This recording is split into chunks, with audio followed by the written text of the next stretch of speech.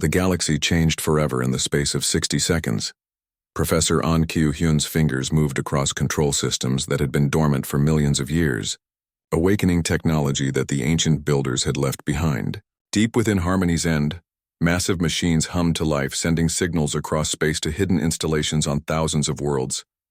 Activation sequence complete, An announced. The builder network is now online and responding to human control. Across the galaxy, ancient weapons platforms emerged from planets where they had been buried for eons. Defensive systems that had protected long-dead civilizations powered up for the first time in millions of years. Space itself seemed to ripple as the builder technology came alive. On the bridge of his flagship, Admiral Bayek Sunho watched in amazement as energy readings spiked throughout the system. What in the name of Earth is happening out there? His answer came from unexpected sources. The dead world that Harmony's End orbited suddenly wasn't dead anymore. Ancient cities began to glow with power as builder installations awakened. The planet's surface cracked open to reveal massive weapons that had been sleeping beneath the ground. But the most shocking change was happening to the human ships themselves. The Ghost Squadron vessels, already enhanced with reverse-engineered alien technology, began to transform as builder systems integrated with their hulls. Weapons became more powerful, shields grew stronger, and engines achieved speeds that shouldn't have been possible. Fleet Admiral Hong Yong-soo arrived with the main human battle fleet just as the transformation completed. His massive dreadnoughts emerged from hyperspace to find a battlefield unlike anything in recorded history. Ancient builder technology was awakening throughout the system, and all of it was responding to human commands. "This is Fleet Admiral Hong to all hegemony forces," he broadcast on all frequencies.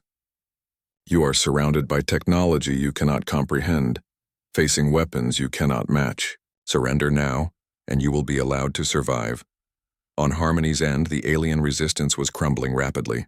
Prime Conductor Velthan lay shattered on the chamber floor, its crystalline body broken by weapons that disrupted matter at the quantum level. Collective node Whisper of Stars had been dispersed by field generators that prevented energy beings from maintaining cohesion. The surviving alien soldiers were discovering that their weapons were useless against humans equipped with builder technology. Crystal warriors found their plasma cannons couldn't penetrate force fields that existed in multiple dimensions. Void-born entities discovered they couldn't phase through matter that was protected by quantum locks. Colonel Park surveyed the battlefield with satisfaction. "Station secured, Admiral."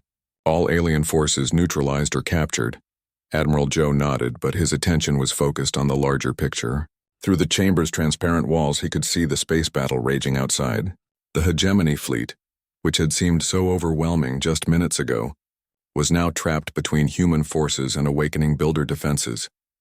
"Admiral," Engineer Cho called out from the station's main control center, "I'm reading massive power buildups throughout the ancient network. Whatever the builders left behind, it's all coming online at once." Dr. Song was monitoring alien communications, listening to the panic spreading through their fleet.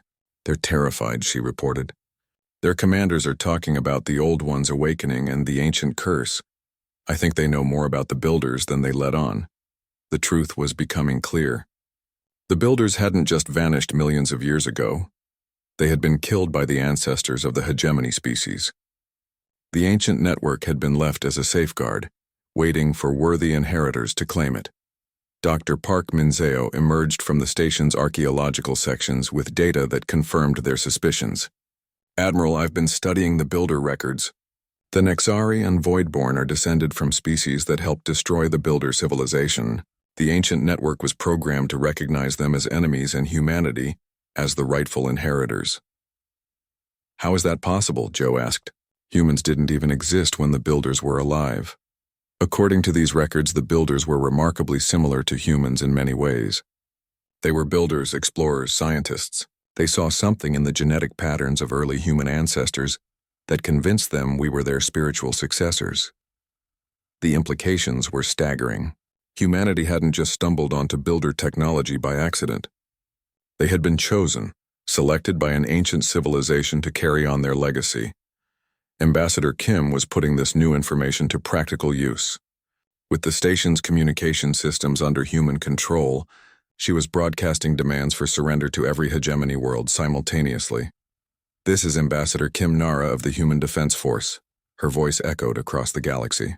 The Hegemony Coalition has been defeated.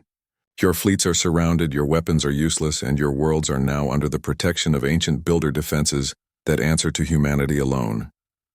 The response was immediate and desperate. Hegemony commanders began transmitting surrender offers, begging for mercy, promising complete cooperation.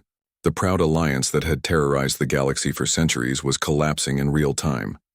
But humanity's demonstration wasn't over yet. Dr. Ryu Mi-kyung, working with Professor An, activated one of the Builder Network's most impressive capabilities. Every hegemony world simultaneously found its skies filled with ancient defense platforms, weapons capable of destroying entire fleets with a single shot. The platforms are not targeting population centers, Ryu announced. They're aimed at military installations, weapon factories, and fleet bases. The message is clear: surrender or face complete military annihilation. The battle in space had become a rout.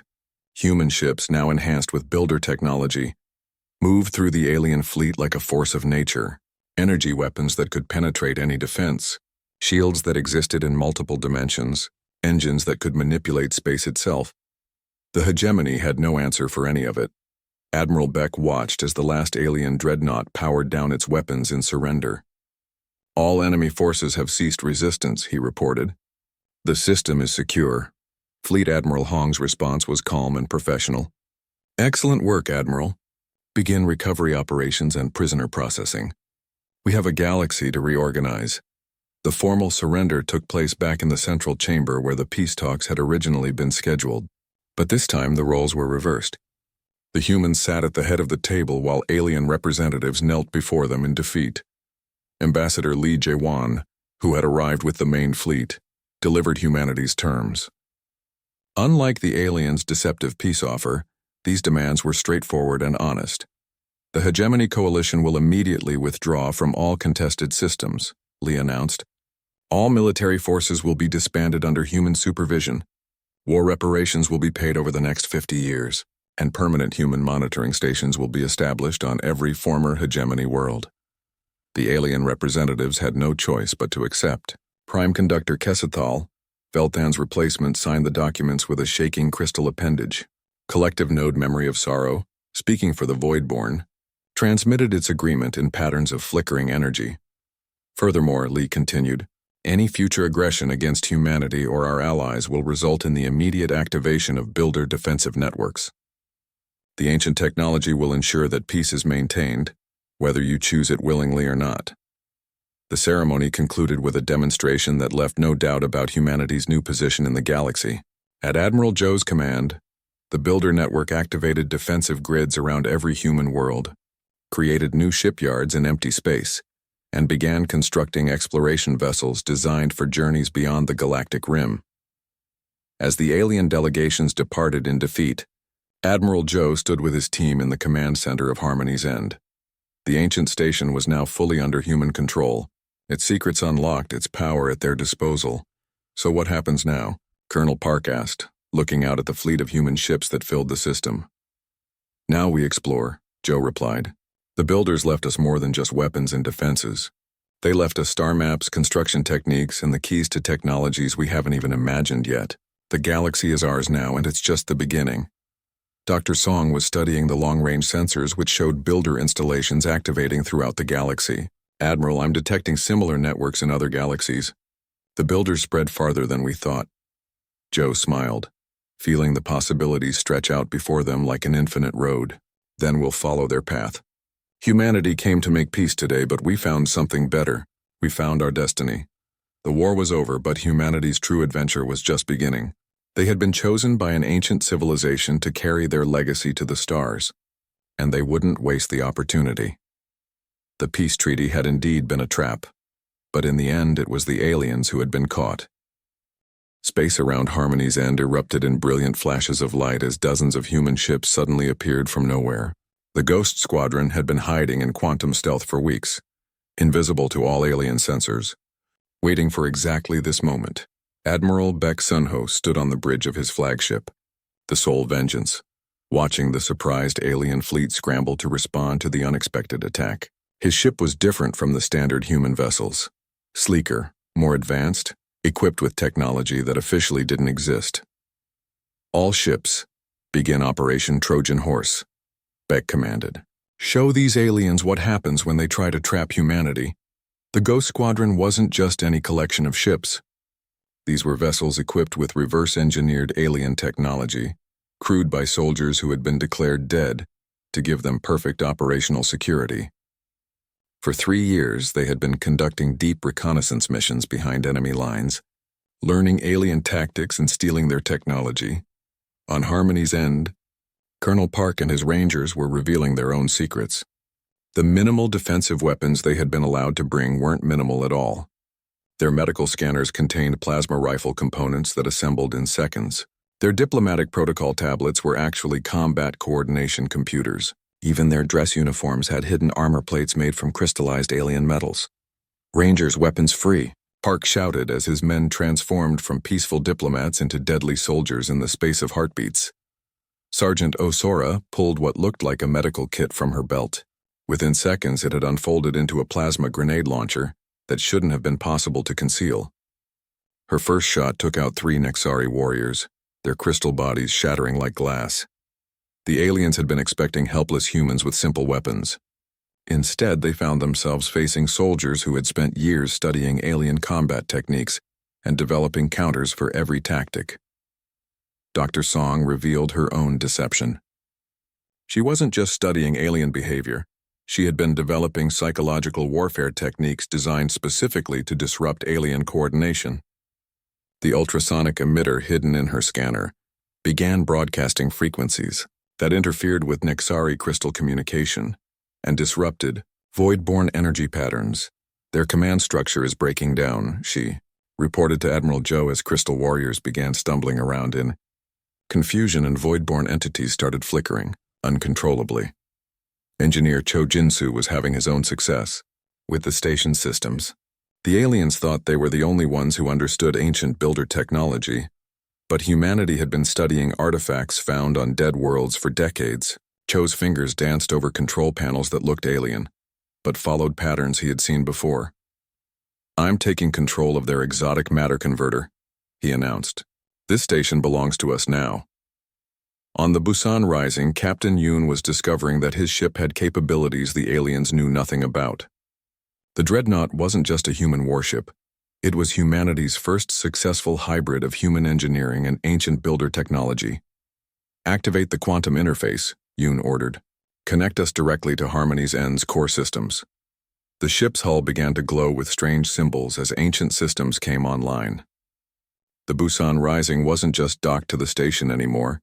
It was becoming part of it, taking control of systems that had been dormant for millions of years.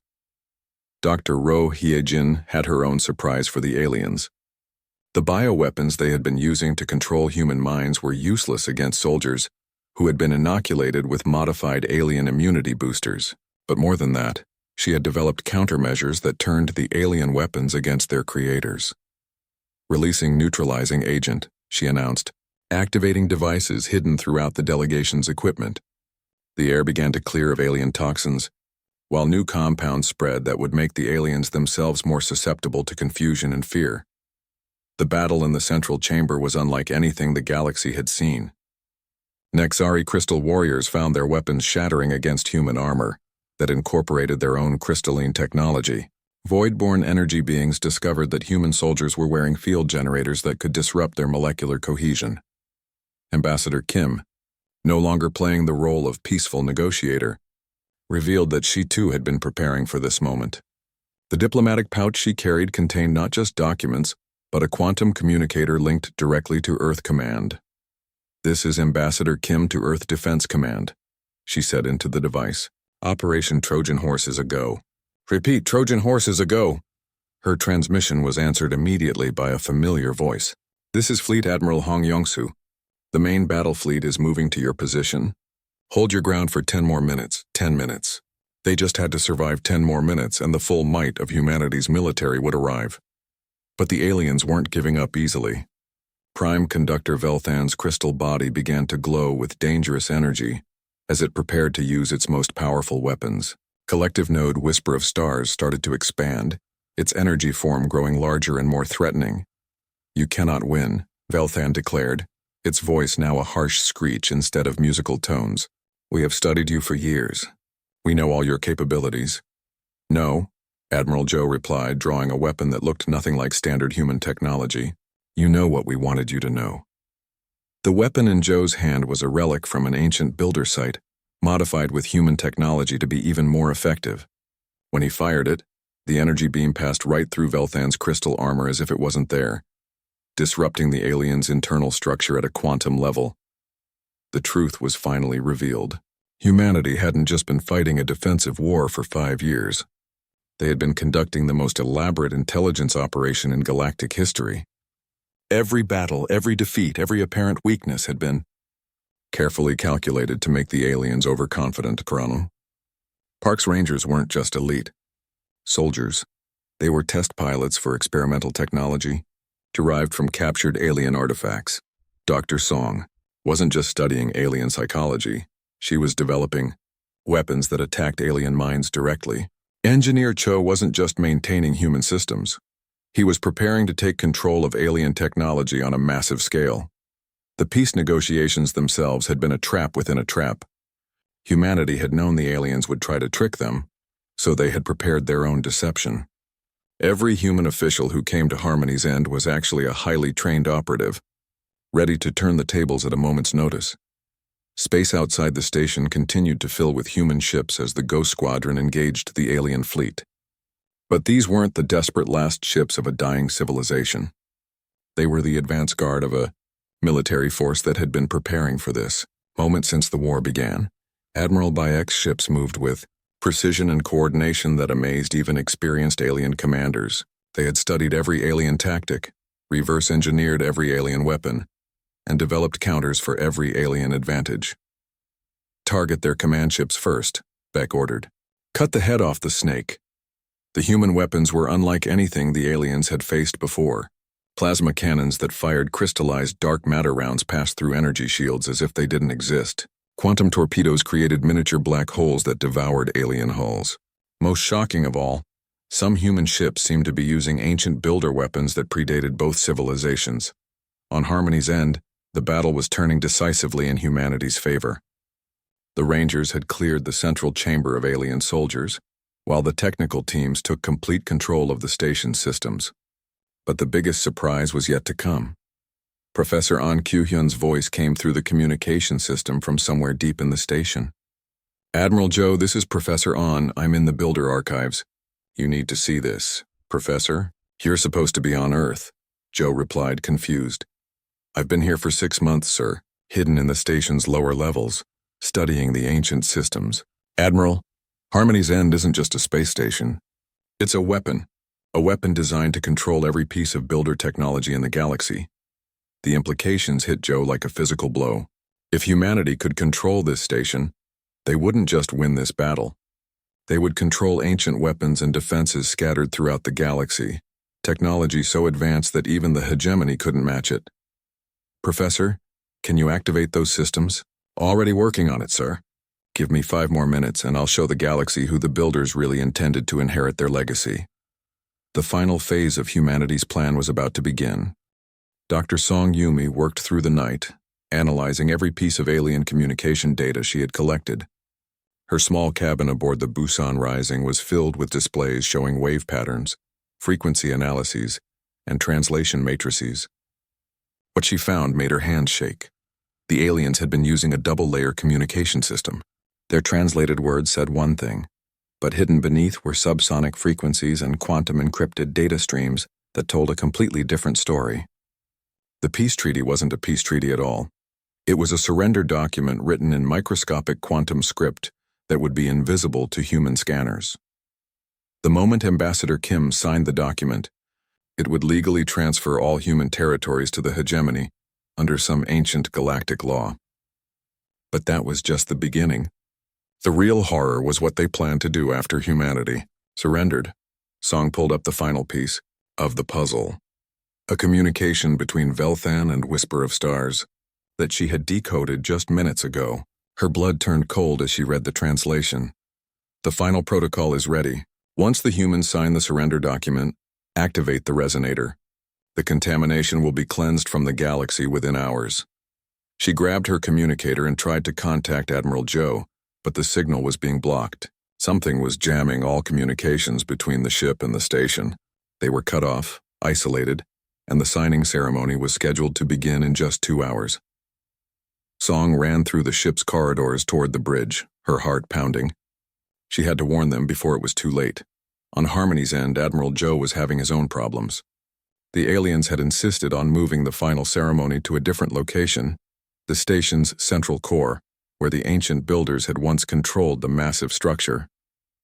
The new chamber was spectacular, with walls that seemed to be made of pure energy and a ceiling that opened directly to space. It is only fitting that this historic moment take place at the heart of Harmony's end, Velthan had explained, where peace and understanding first began in this galaxy. But Joe could see the truth. The chamber was a trap.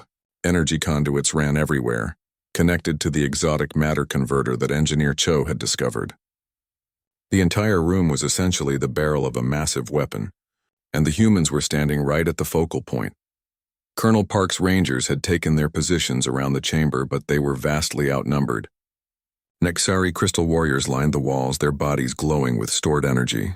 Void-born entities flickered in and out of solid matter, surrounding the humans in 3 dimensions.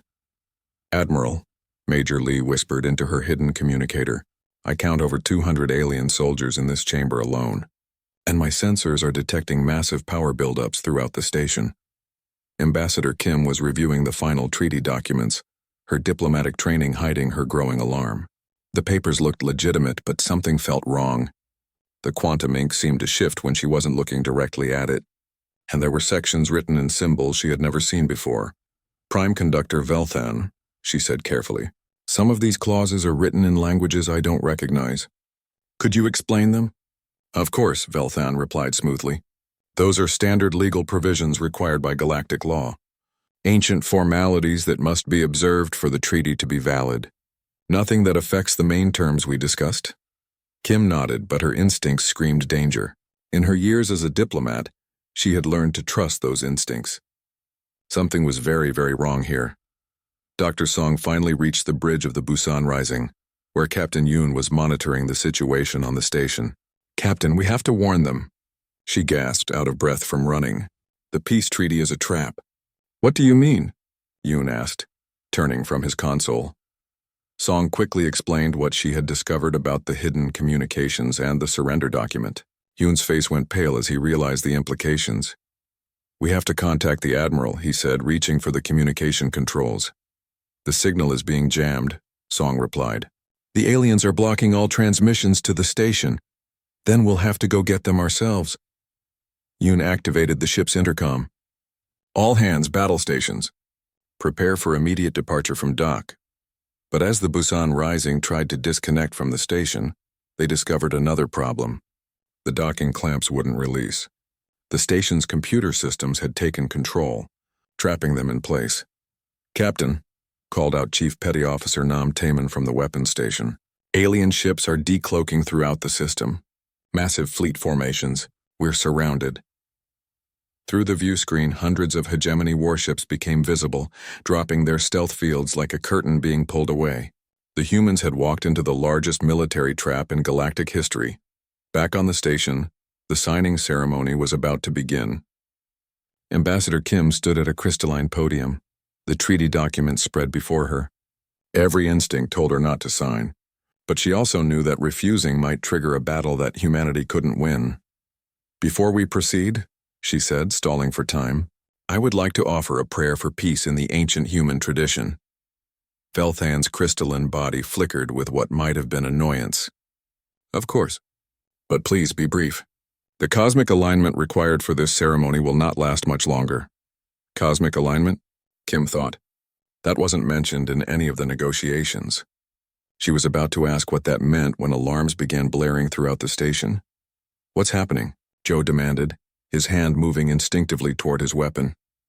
"A minor technical malfunction," Whisper of Stars said, but the Voidborn's energy patterns showed clearly that it was lying. "Please continue with the ceremony." The alarms grew louder and emergency lights began flashing. Through the chamber's transparent walls, they could see alien technicians running through the corridors in apparent panic. Engineer Cho Jinsu's voice crackled through the hidden communicators. "Admiral, the exotic matter converter is overloading. Whatever they're planning to do, they're starting the process now." That was when Dr. Ro Heejin made her own terrifying discovery. The medical specialist had been monitoring the bioweapons in the station's air supply when she detected something new. The aliens had just released a massive dose of psychoactive compounds, enough to make humans completely obedient to alien commands. "Everyone, hold your breath," she broadcast on the emergency frequency. "They've just flooded the air with mind-control drugs." But it was too late for some of the delegation. Several human officials began swaying on their feet, their eyes growing glassy and unfocused. The bioweapon was working faster than expected. "Ambassador Kim," Velthan said urgently, "you must sign the treaty now. The window of opportunity is closing." Kim looked down at the documents, then back at the alien delegation. Around the chamber, she could see Nexari weapons powering up and void-born entities taking aggressive positions. If she refused to sign, they would all die here and now. But if she signed, humanity would surrender everything to these creatures. "I'm sorry," she said, stepping back from the podium, "but I cannot sign this document." "That is unfortunate," Veltan said, its crystal body now glowing with hostile energy. "But not unexpected. We have prepared for this possibility." The trap was finally revealed. Crystal barriers erupted from the floor, sealing off the exits. Energy weapons emerged from hidden compartments in the walls. The chamber filled with Nexari soldiers and voidborn attackers. "Humans," Whisper of Stars announced, its voice echoing from every surface, "you are now prisoners of the Hegemony Coalition. Your refusal to accept our generous peace offer leaves us no choice but to proceed with the final protocol." Colonel Park and his rangers immediately formed a defensive perimeter around the civilian delegation, their weapons appearing in their hands with practiced efficiency. But they were hopelessly outnumbered. "Admiral," Park called out, "we can't hold this position for long." Joe activated his emergency beacon, hoping the signal would somehow reach the Busan Rising. But even if it did, what could one ship do against an entire alien fleet? On the bridge of the human dreadnought, Captain Yoon received the weak distress signal and made a desperate decision. If they couldn't rescue the delegation, they would at least make the aliens pay for their treachery. "All weapons target the station's central core," he ordered. "If we're going down, we're taking them with us." But before the Busan Rising could fire, something unexpected happened. Lieutenant Kang Wubin's communication console lit up with incoming signals from across the galaxy. "Captain," Kang said, his voice filled with amazement, "I'm receiving transmissions from Admiral Baek Soonho. The Ghost Squadron is in position and ready to engage." Yoon's eyes widened. The Ghost Squadron was humanity's most classified military unit. Ships that weren't supposed to exist. Crews that had been officially declared dead. If they were here, it meant humanity had been planning for this scenario all along. The real battle was about to begin. The airlock hissed open, and Admiral Jo Seung stepped onto Harmony's end for the first time. The air smelled strange, like metal and ozone, with an underlying scent he couldn't identify. The station's corridors were much larger than human ships needed, built for creatures bigger than people. Strange crystals grew from the walls in places, pulsing with soft blue light. Prime Conductor Velthan waited for them just inside the airlock. Up close, the Nexari was even more impressive. It stood nearly 8 feet tall, its crystalline body reflecting the corridor lights like a living prism. When it moved, Joe could hear a faint musical tone like crystal glasses touching together. "Welcome aboard Harmony's End," Velthan said. "We have prepared the Grand Assembly Chamber for our negotiations. Please follow me." As they walked through the station, Joe noticed something odd. The corridors had been modified recently. New crystal formations lined the walls and strange energy conduits ran along the ceiling. These weren't in the original station blueprints he had studied. Behind him, Colonel Park was making similar observations. The Rangers commander walked with the easy confidence of a predator, but Joe could see his eyes constantly moving, cataloging potential threats and escape routes.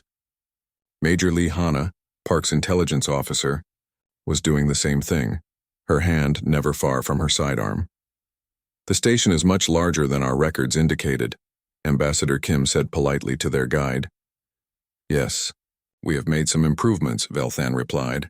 Better power systems, enhanced communications, more comfortable meeting spaces.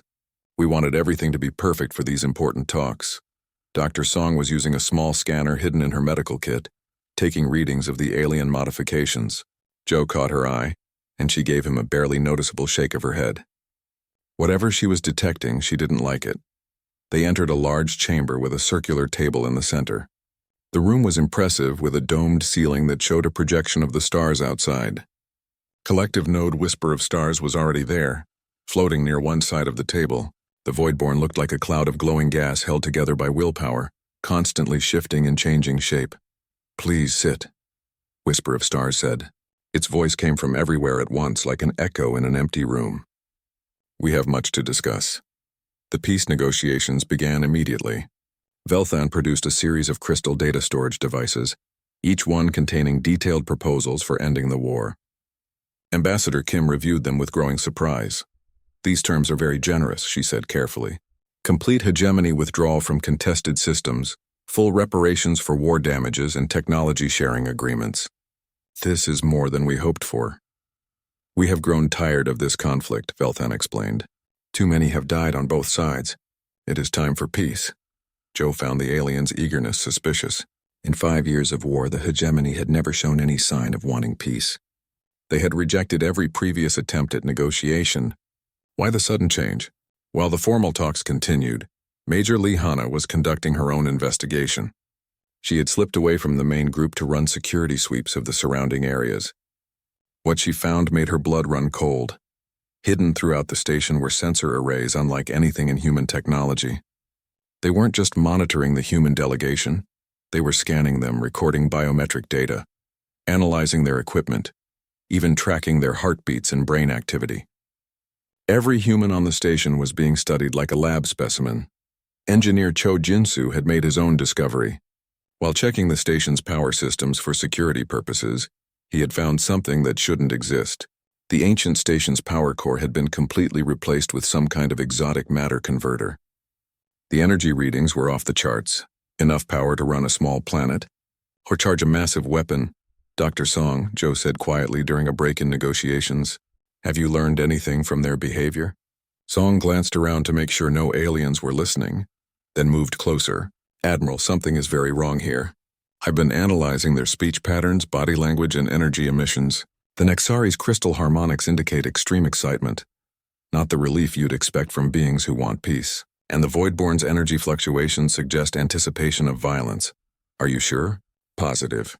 They're not acting like creatures who want to end a war. They're acting like hunters who have cornered their prey. Joe felt his cybernetic implants begin to ache again. What else? I've been monitoring their private communications when they think we can't hear. They keep mentioning something called the final protocol in cleansing the contamination. Admiral, I think they're planning something terrible. Before Joe could respond, Captain Yoon Minho's voice came through his hidden communicator. Admiral, we have a problem. Long-range sensors are detecting massive energy buildups throughout the station. Whatever they've installed here, it's charging up for something big. Joe's worst fears were being confirmed. This wasn't a peace negotiation, it was a trap. But he needed more information before he could act. Keep monitoring the situation, he whispered into his communicator, and be ready to get us out of here fast. The negotiations continued for hours. Ambassador Kim played her part perfectly, discussing details of territorial boundaries and trade agreements while secretly growing more worried. The alien terms were indeed too good to be true. They were offering to give up systems they had held for years, worlds they had fought hard to take from humanity. Colonel Park had positioned his rangers throughout the chamber, officially as honor guards but actually as a defensive perimeter. Sergeant Osora, his demolitions expert, had noticed something troubling. The crystal formations on the walls weren't just decorative, they were weapons. Concealed plasma cannons built into the station's structure, aimed at the negotiation table. As the day wore on, Dr. Song made another disturbing discovery.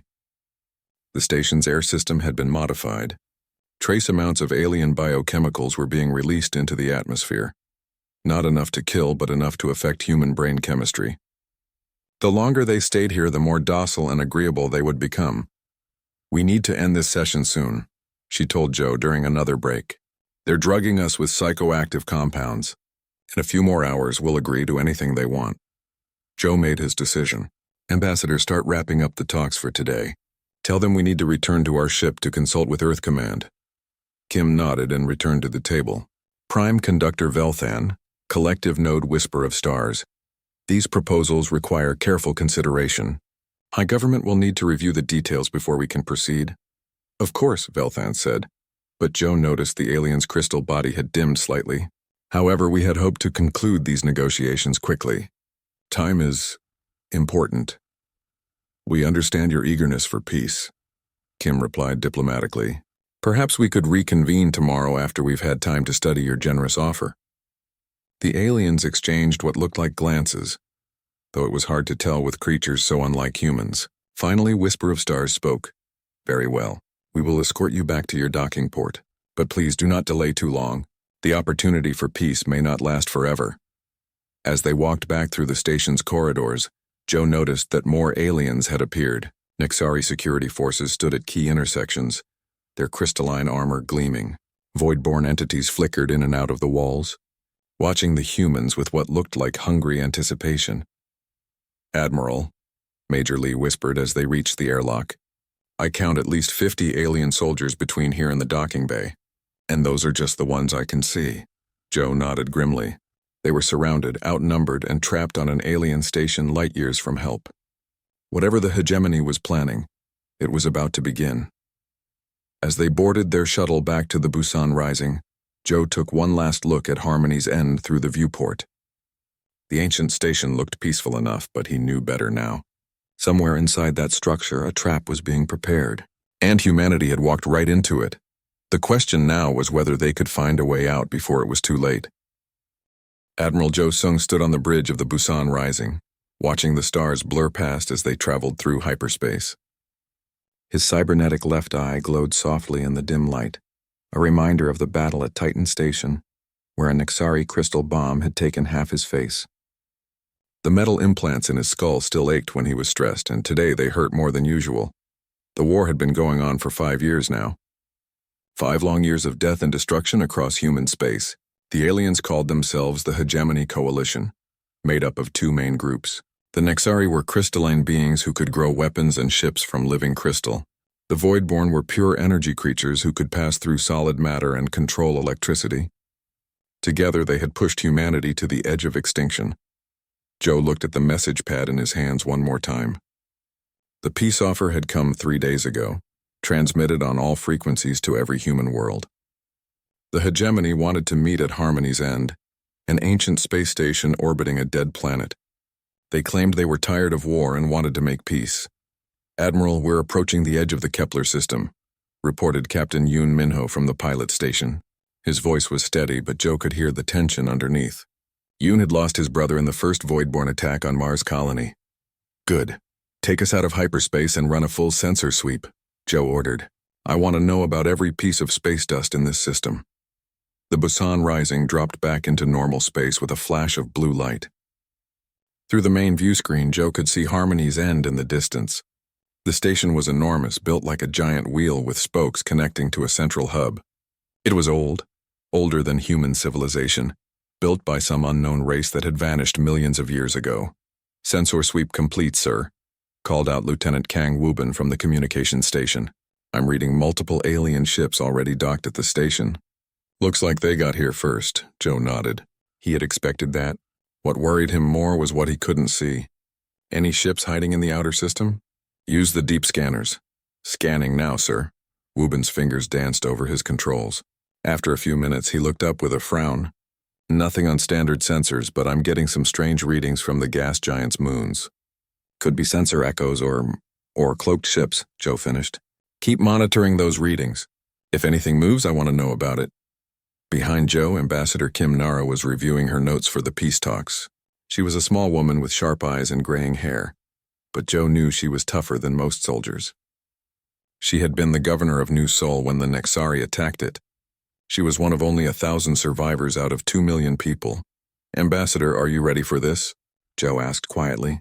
Kim looked up from her datapad. As ready as anyone can be to negotiate with the creatures that murdered my family. Her voice was calm, but Joe could see the pain in her eyes. The terms they're offering are almost too good to be true. Complete withdrawal from human space, technology sharing, even war reparations. It makes me suspicious. It should, said a new voice from the doorway. Dr. Song Yumi entered the bridge, carrying a tablet full of alien communication data. She was the fleet's expert on alien psychology and behavior patterns. I've been studying their transmissions for the past 3 days. Something doesn't add up. Joe turned to face her. What do you mean? Song pulled up a series of charts on her tablet. Look at these communication patterns. When the Nexari talk about peace, their crystal harmonics show excitement, not relief, and the void-born energy signatures suggest anticipation, like they're looking forward to something. This isn't how beings act when they want to end a war they're losing. Maybe they're not losing, suggested Colonel Park Daeho as he joined the group. The Rangers' commander was a big man with scars covering his arms from close combat with alien creatures. Maybe they think they're about to win. Joe studied the ancient station through the view screen. Something about this whole situation felt wrong. In 5 years of war, the aliens had never shown mercy or genuine interest in peace. They had glassed entire human worlds without hesitation. Why would they suddenly want to negotiate now? Colonel, how are your Rangers doing with the equipment restrictions? Joe asked. Park's expression darkened. The aliens specifically requested that we bring only minimal defensive weapons for the peace talks. They said it would show good faith. My men don't like going into unknown territory with just sidearms and basic gear. I don't like it either, Joe admitted. But we need to at least try for peace. Humanity can't take much more of this war. Dr. Song was still studying her data. Admiral, I'm seeing something else in their communications. They keep mentioning something called the Final Protocol. I can't figure out what it means, but they seem to consider it very important. Final Protocol? Kim looked worried. That doesn't sound like peace talk language. The ship's intercom crackled to life. Admiral Joe to the bridge. We're receiving a transmission from Harmony's end. Joe pressed the communication button. Put it through. The main screen flickered and showed 2 alien figures. One was a Nexari, a tall crystalline being that looked like it was made of living diamond. Its body pulsed with internal light as it spoke. The other was harder to see clearly, a shifting cloud of energy that roughly resembled a humanoid shape. Greetings, humans, the Nexari said. Its voice was like the sound of wind chimes. I am Prime Conductor Velthan. This is Collective Node Whisper of Stars. We welcome you to Harmony's End for these historic peace negotiations. The Voidborn's voice was like static electricity. We have prepared comfortable quarters for your delegation. Please dock at Port 7. We look forward to ending this unfortunate conflict. The transmission ended, leaving the bridge in silence. Well, they seem friendly enough, Yoon said. Though he didn't sound convinced, Joe made his decision. Take us in, Captain, but keep the ship on full alert. I want all weapons charged and ready to fire at a moment's notice. Yes, sir. As the Busan Rising approached the ancient station, Joe couldn't shake the feeling that they were flying into a trap. But humanity needed peace even if it meant taking risks.